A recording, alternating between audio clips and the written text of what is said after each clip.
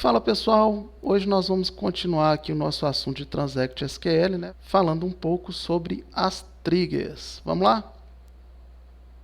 E o outro tipo aqui de objeto programável, né? O último tipo que a gente vai ver são as triggers, tá? Então, para cada tabela do nosso banco, a gente tem essa pasta triggers ou gatilhos, né? De eventos aí de alteração, insert ou exclusão de dados na nossa tabela, ok? Então, nós podemos criar trigger before, antes de algum evento, né? Antes do insert, delete, update, ou antes só do insert, enfim. Aí eu posso definir os tipos de operação aqui e se é antes ou depois dessa operação ser realizada, certo? Então, after insert.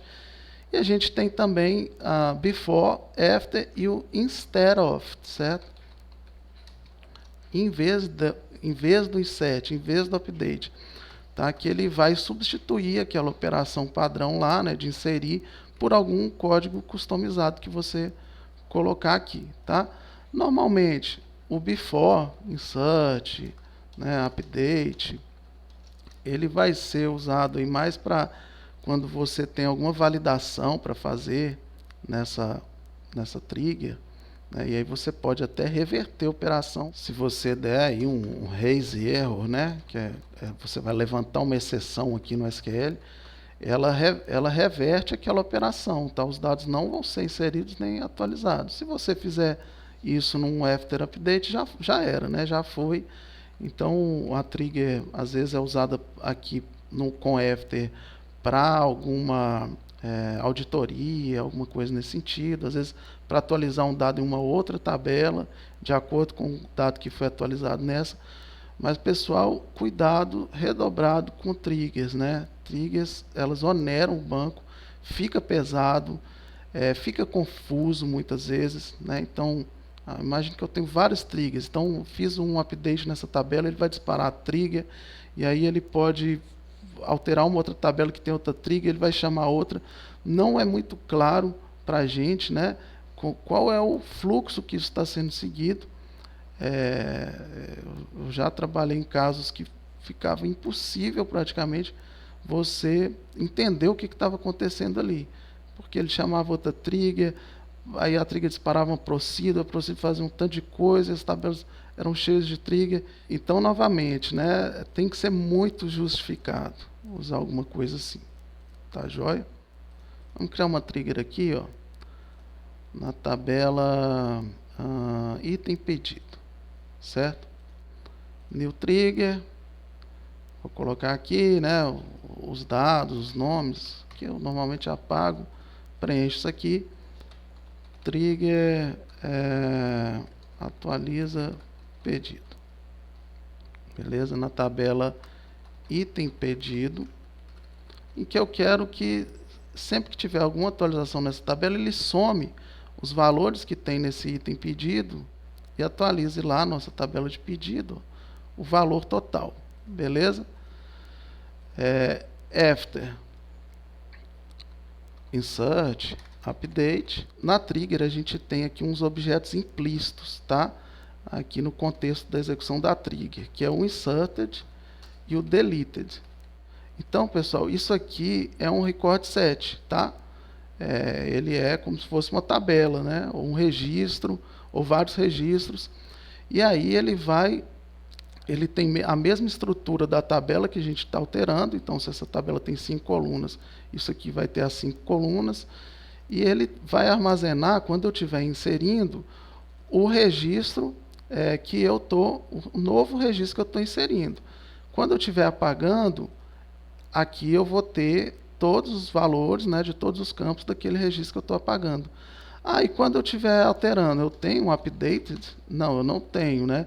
Eu tenho esses dois juntos, certo? Então, eu vou ter aqui no inserted o valor novo e o deleted o valor antigo daquele registro, tá? Então, eu terei lá o país, né, de Brasil para Chile.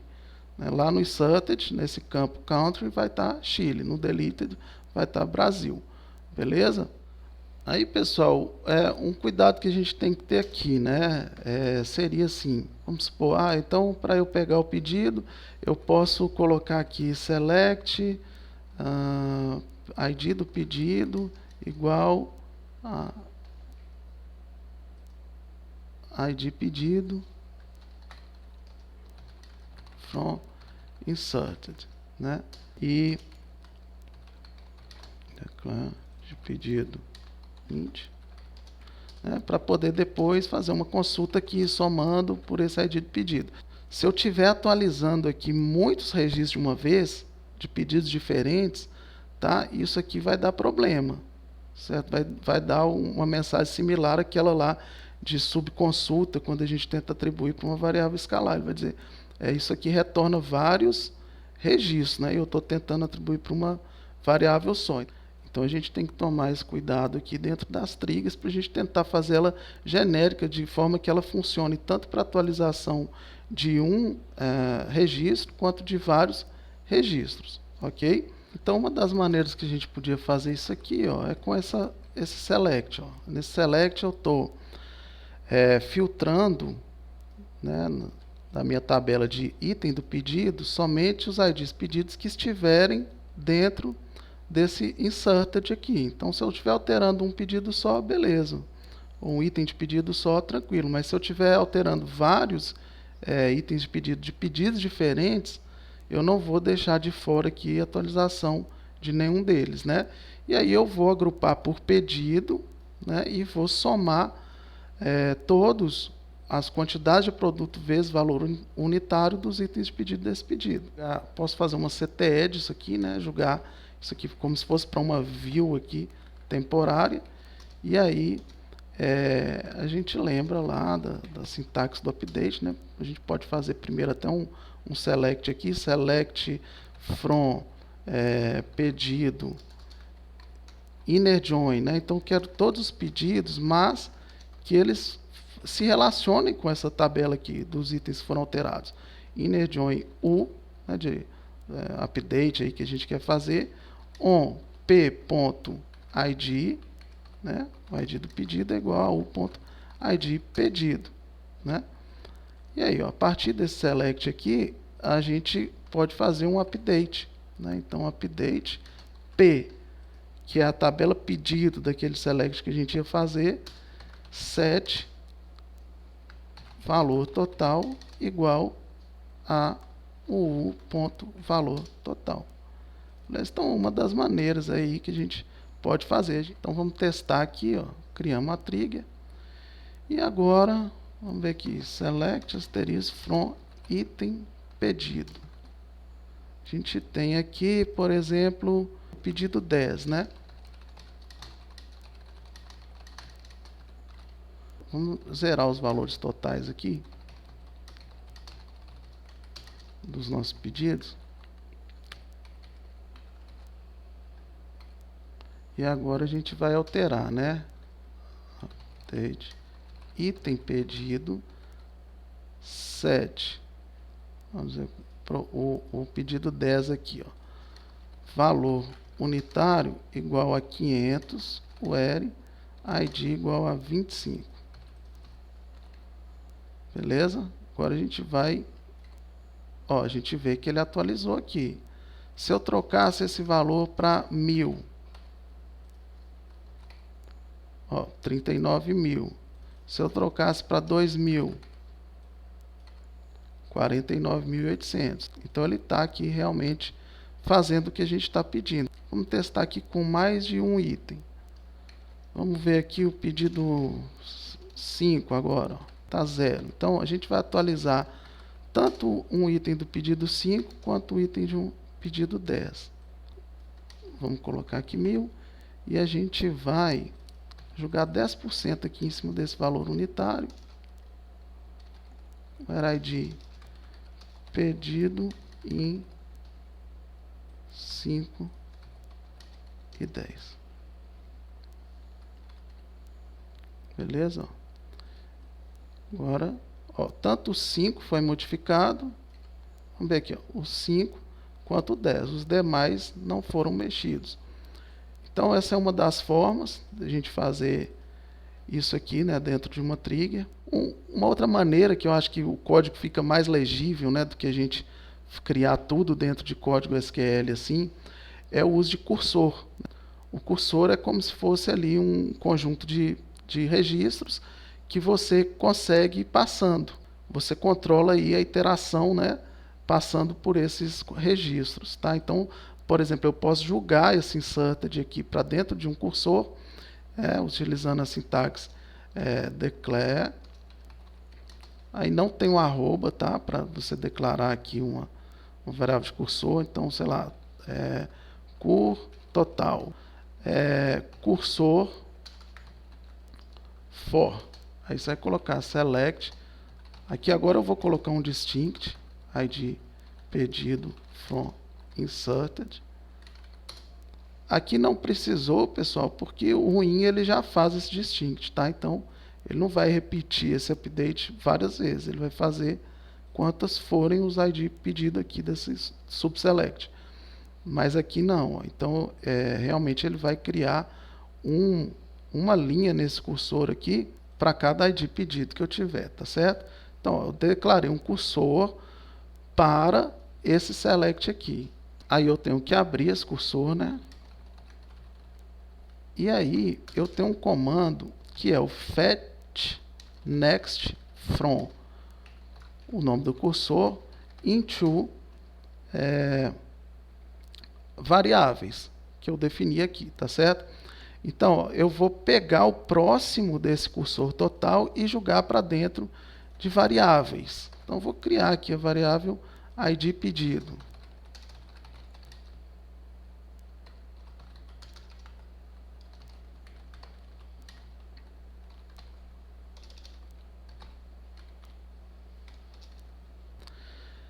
Se aqui eu tivesse mais campos, né? Campo 2, campo 3, eu poderia criar outras variáveis, colocar aqui vírgula, né?